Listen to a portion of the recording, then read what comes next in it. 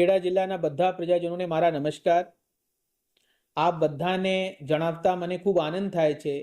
ખેડા જિલ્લાના વહીવટી તંત્ર અને પોલીસ તંત્ર બધા વૈષ્ણવોને આવકારવા માટે તૈયાર છે અને આ વખતે ફાગણી પૂનમ જે 3 તારીખે છે, 3 માર્ચ, આ પૂનમના દિવસે જે ડાકોર મંદિર છે એ 2 વાગ્યા સુધી ખુલ્લા રહેવાના છે।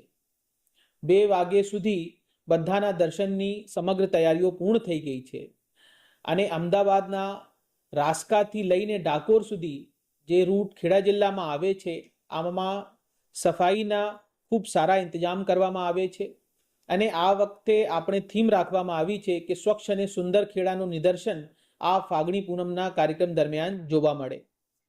અને આ બધા વૈષ્ણવોને મને જણાવતા આનંદ થાય છે કે 28 ફરવરીના દિવસે ગીતા રબારીનો એક ખૂબ સરસ મજાનો સાંસ્કૃતિક કાર્યક્રમ આપણે ડાકોર મુકામે યોજવા જઈ રહ્યા છે અને 1 માર્ચના દિવસે રાજભા ગઢવી એ સાંજે ડાયરાની રમઝટ બોલાવશે।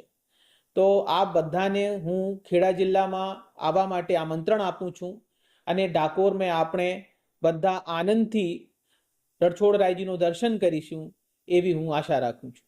ધન્યવાદ।